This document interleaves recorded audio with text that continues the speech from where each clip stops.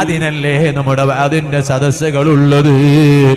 ഏത് സമയത്തും ഖൽബിൽ അല്ലാഹനെ കുറിച്ചുള്ള പേടി വേണം. ഫത്തഖുന്നാർ സൂറത്തു തഗാബുൻ ഫുള്ളായിട്ട് ഇവിടെ പറയാൻ കഴിഞ്ഞിട്ടില്ല. അവസാനത്തിലുള്ള പ്രധാനപ്പെട്ട ഭാഗങ്ങൾ ഇൻഷാ അല്ലാഹ് നാളെ പുഞ്ചാബി സുന്നി സെന്ററിന്റെ അതിന്റെ സദസ്സിലേക്ക് നീട്ടിവെക്കുകയാണ്. ഇവിടെ ഞാനൊരു ചെറിയ ചരിത്രം പറഞ്ഞു നിർത്തട്ടെ.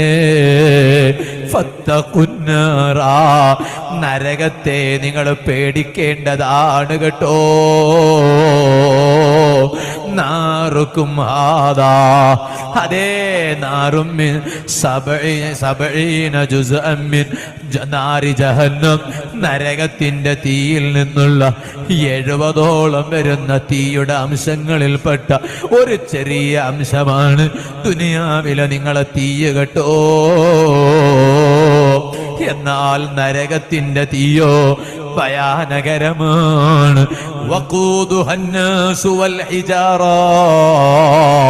ആ നരകത്തിൽ കത്തിക്കുന്നതോ ജനങ്ങളെയാണ്, കല്ലുകളെയാണ്. കരളിന്റെ കഷ്ണങ്ങളായ ചെറുപ്പക്കാരെ, ഒരു നേരത്തെ നിസ്കാരം മുടങ്ങിപ്പോകരുത്. സമയത്തെ തൊട്ട് ഒരു നേരത്തെ നിസ്കാരവും പിന്തിപ്പിക്കരുത്. ഈ നാവ് കൊണ്ട് ഉമ്മാനെ തെറി പറയരുത്, ബാപ്പാനെ തെറി പറയരുത്, ആലിമീങ്ങളെ ഗ്രൂപ്പ് തിരിച്ച് ചീത്ത പറയരുത്, പണ്ഡിതന്മാരെ ഗ്രൂപ്പ് നോക്കിയിട്ട് നിസ്സാരപ്പെടുത്തരുത്. നിങ്ങൾ ഏത് രാഷ്ട്രീയ പ്രസ്ഥാനത്തിൽ ചേർന്ന് പ്രവർത്തിക്കുന്നവരാണെങ്കിലും രാഷ്ട്രീയം 2ാം സ്ഥാനത്താണ്. അതേ ദീനാണ് 1ാം സ്ഥാനം. ആ ദീന് അല്ലാഹ് എനിക്കും നിങ്ങൾക്കും തെരഞ്ഞെടുത്ത് തന്നത് സൃഷ്ടാവായ റബ്ബാൻ.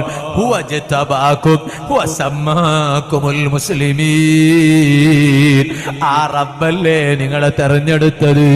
ആ റബ്ബല്ലേ എനിക്കും നിങ്ങൾക്കും മുസ്ലിമീങ്ങളെന്ന് നാമകരണം ചെയ്തത്. അധികാരന്മാർക്കും വന്നേക്കാം. ഇന്നത്തെ വാലിന്റെ തുടക്കത്തിൽ ഞാൻ പറഞ്ഞില്ലേ, ലഹുൽ മുൽക്കു. ഇവിടെ ഏത് രാഷ്ട്രീയ പാർട്ടി ഭരിച്ചാലും അവരുടെ ഭരണത്തിന് നിലനിൽപ്പില്ല. അടുത്ത ഇലക്ഷന് വരെ മാത്രമാണ് ഭരണം. അടുത്ത ഇലക്ഷനോടുകൂടെ ഭരണം ചിലപ്പോൾ മാറിയേക്കാം. അതേ സമയത്ത് യജമാനനായ റബ്ബിന്റെ അധികാരമോ ആ റബ്ബിന്റെ ഭരണമോ ലഹുൽ മുൽക്കു. പണ്ഡിതന്മാർ പറഞ്ഞില്ലേ, ഐ അദ്ദാഇമുല്ലദീ ലാ യസൂൽ.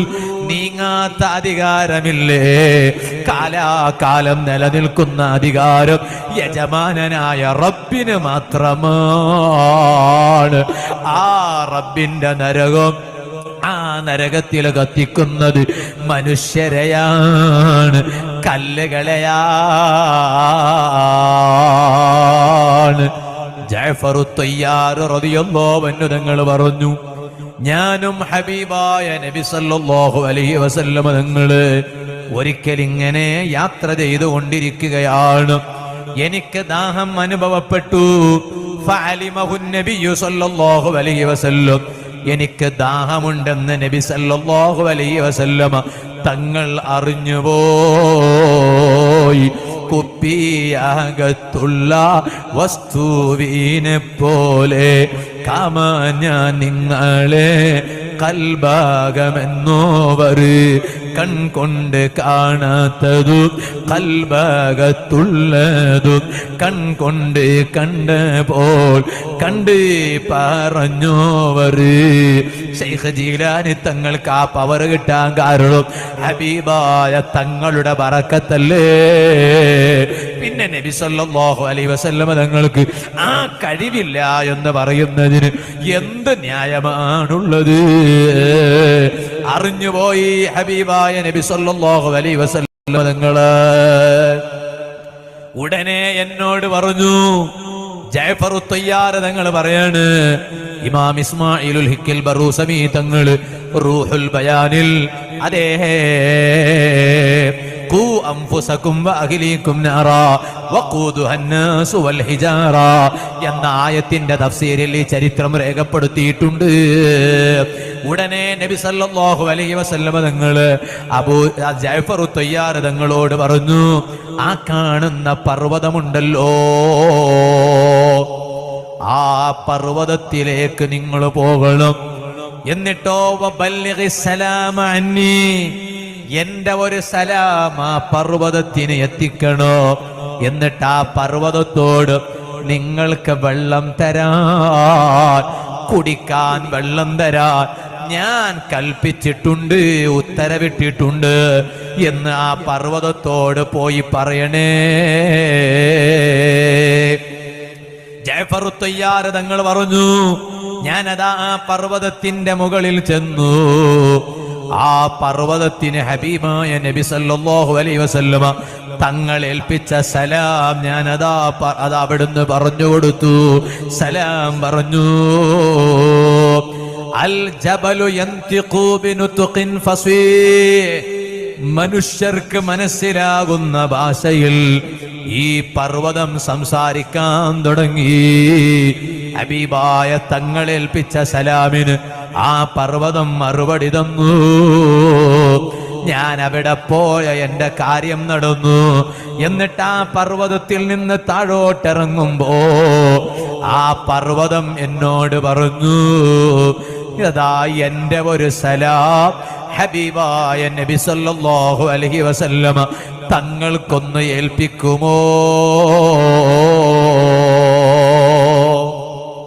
ചെറുപ്പക്കാരാ, സലാം പറയുന്ന കൂട്ടത്തില് ലോകത്ത് ഏറ്റവും ആവേശം പകർന്നു തരുന്ന സലാം മദീനയിൽ ഒന്ന് പോകണം.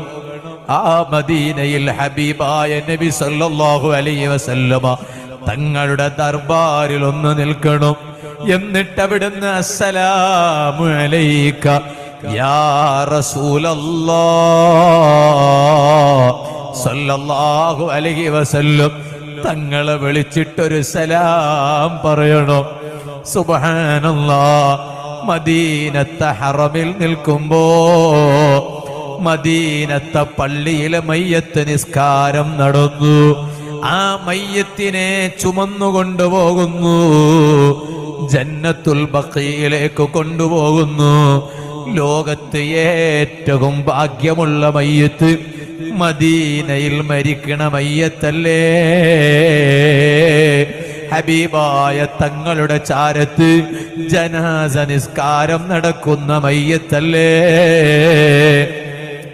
എന്നിട്ടോ മുത്തുനബി സല്ലല്ലാഹു അലൈഹി വസല്ലമ തങ്ങള് കാണുന്ന വിധത്തിൽ ജന്നത്തുൽ ബഖീൽ മറപ്പെട്ട് കിടക്കുന്ന മയ്യത്തല്ലേ. യേ കാശ് മദീനെ മേ മുझे मौत यूं आए कदमों में तेरे सर हो मेरी रूह चली हो. ആശിഖീങ്ങൾ കൊതിച്ചുപോയി, ആശിഖീങ്ങൾ ആഗ്രഹിച്ചുപോയി, എനിക്ക് മദീനയിൽ മരിക്കണം. എന്റെ ഹബീബായ നബി സല്ലല്ലാഹു അലൈഹി വസല്ലമ തങ്ങളുടെ ആ അനുഗ്രഹീതമായ കാലിന്റെ ചുവട്ടില് എനിക്ക് തല വെച്ചുകൊണ്ട് മരിക്കണോ. ലോകത്ത് ഇതിനേക്കാൾ വലിയ ഭാഗ്യമുള്ള മരണം വേറെയുണ്ടോ. ചെറുപ്പക്കാരാ, എന്റെയും നിങ്ങളുടെയും സംസാരം ഏത് സമയത്തും മദീനയെ കുറിച്ചായിരിക്കണം. വന്യരായ തങ്ങളുപ്പാപ്പയുടെ ഉറൂസിന്റെ സദസ്സിൽ വന്ന് എന്റെ വാത് കേൾക്കുന്ന എന്റെ അനുജത്തി